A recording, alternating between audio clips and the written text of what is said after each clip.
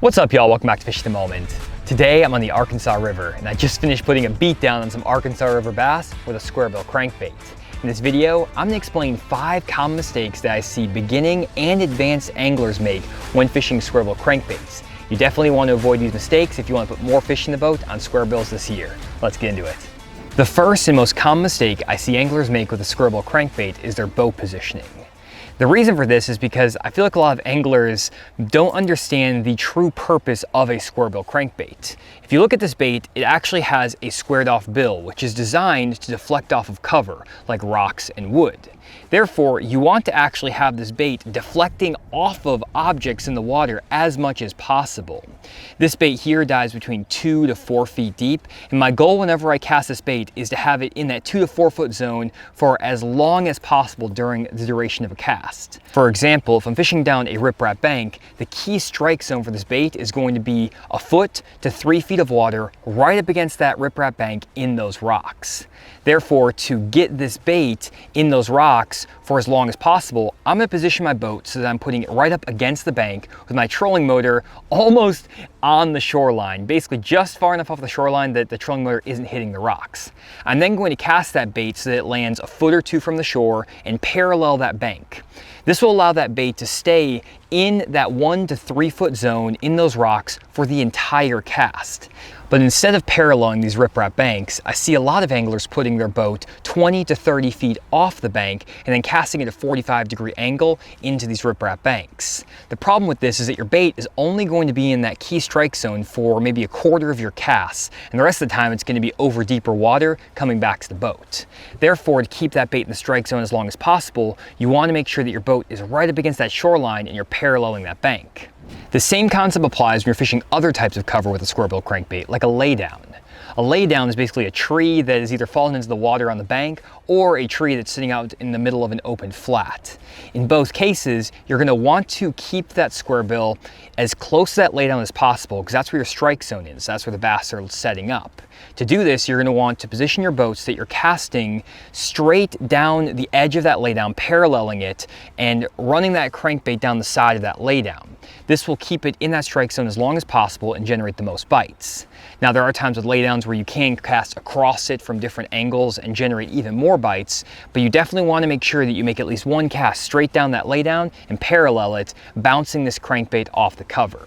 Again, the goal with the Squarebill is to actually deflect off cover, so don't be scared to actually throw this bait around rocks and wood. I know it does have treble hooks, so you're going to get hung up at times, but you're also going to get the most strikes and the most success when that bait is bouncing off cover.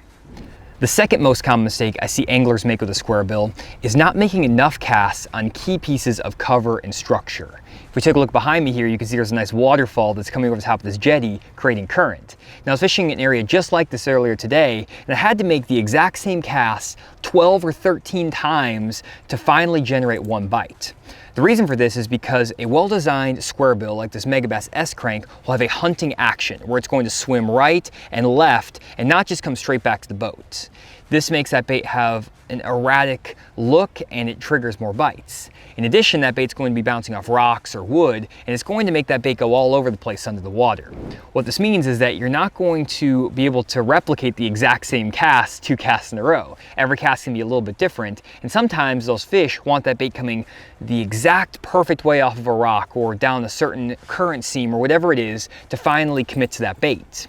Therefore, if you find a key piece of structure cover like one of these waterfalls or laydown, make multiple casts. One thing I learned from Rick Clunn, who is a legendary crankbait fisherman and won 4 Bassmaster Classics, is that he will fish a lot of times around a single laydown 2 or 3 times, making 15 to 30 casts on a really good looking laydown if he feels like a fish is there. And often he won't get a bite on his first 20 casts, but on his 21st cast, he'll catch a 4-pound bass. This is something a lot of anglers don't do, and it's something that can really help you put more fish and better fish in the boat, especially behind other anglers if you're fishing in a pressured situation.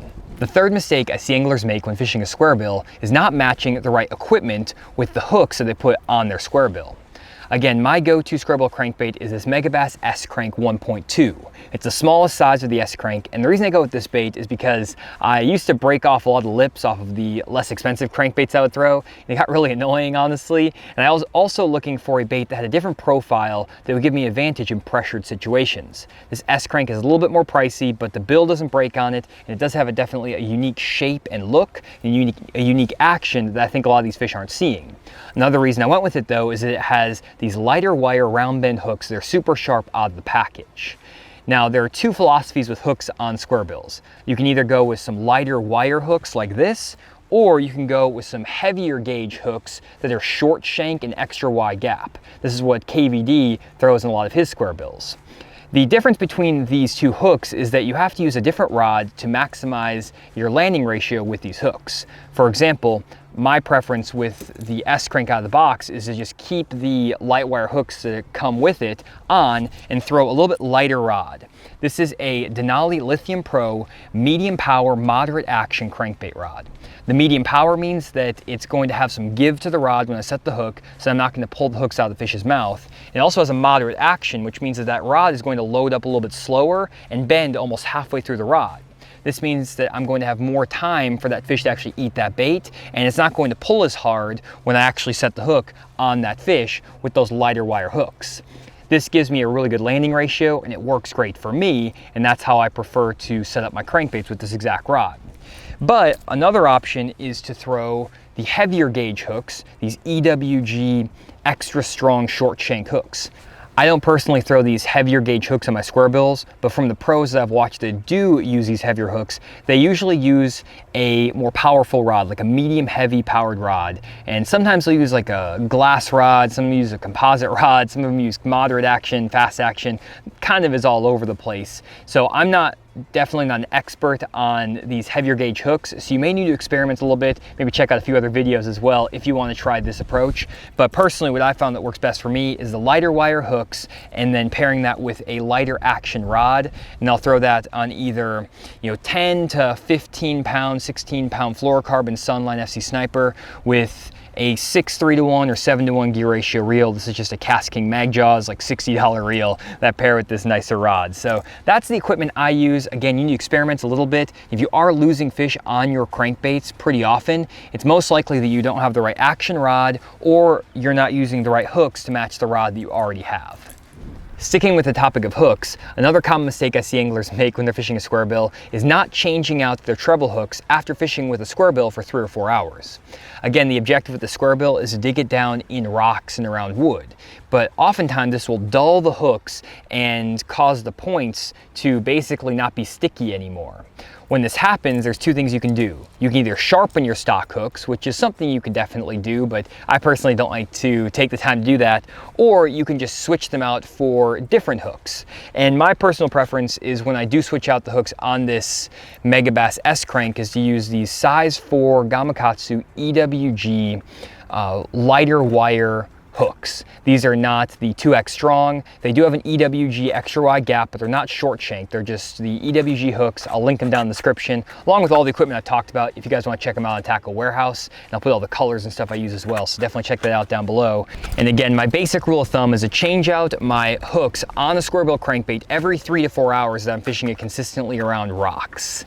Again, this will help you not lose fish, you'll keep your hook sticky, and a lot of times these fish will just barely grab these Squarebills by one hook, and it will definitely help you land 1 or 2 extra fish a day if you're conscious about how sharp those hooks are and changing them out when they get dull. The fifth and final mistake is by far the most subtle, but also the most impactful to your success with a Squarebill, and that's how you manipulate the bait using your rod and your reel while it's actually in the water. Let's start by taking a look at this clip of me fishing down the riprap bank. You'll notice that as soon as my bait hits the water, I start pointing my rod tip towards the bank. The reason I'm doing this is because the line is coming in through my rod tip, and by pointing my rod at the bank, I can actually move that bait closer to the shore and closer to the strike zone, that 1 to 3 foot zone. If I kept my rod pointed straight at the bait, it's going to come straight back to the boat and not follow the edge of that bank in those rocks. Even worse, if I have my rod out to the right, that bait's going to be swimming out towards open water and away from the strike zone. This is something I do all the time when I'm fishing a squarebill, especially around cover. I'll move my rod to the right side of my body or the left side of my body, depending on where I want that crankbait to go. You can manipulate where it's going with that rod, and a lot of times it'll allow you to bring that bait a little bit closer to a log if you make a bad cast, or keep it right down the edge of a shade line the entire cast by moving your rod more to the left as you're reeling in to keep it in that strike zone. A lot of guys don't manipulate their rod enough to keep that bait in the strike zone. They just cast it out and reel it in. But again, if you move your rod left or right, it's flipped for you guys, then you can move that bait, keeping it in the strike zone longer, which is really, really important. Another thing I like to do when I'm fishing a squarebill is to change up my cadence or my retrieve as I'm reeling the bait in. This is something I learned from Randy Blockett, and if we take a look at Randy fishing a squarebill, a lot of times he'll actually reel that bait at a nice steady pace, then stop it, maybe he'll burn it, maybe he will do a combination of both. Sometimes he uses a straight steady retrieve, but all the time he's changing up his retrieve so that he can try to trigger a bite from those fish when that bait either stops or speeds up or something like that. Most of the time when you get a bite in the squarebill, it's a reaction bite. So in addition to bouncing this bait off of cover, which will cause a reaction strike due to the deflection, you can also cause reaction strikes by speeding up the bait with your reel or pulling it a little bit faster with your rod. There's all these different ways you can manipulate your bait if you change up your cadence as you reel it and change your rod position. If you experiment with these things on the water, a lot of times it will give you an advantage over other anglers who are just kind of mindlessly casting or reeling in their bait and not paying that much attention. And those are the 5 most common mistakes I see anglers make with a Squarebill crankbait. Hopefully this video is helpful and will help you put more fish in the boat on a Squarebill this year. I would really appreciate if you go down and like this video. If we can get this video over 1,500 likes, it would really help out the channel and help this video with the YouTube algorithm. Also, make sure to subscribe to the Fishing Mama YouTube channel if you want to see more content just like this. Thanks again for checking out this video. We'll see you on the next one.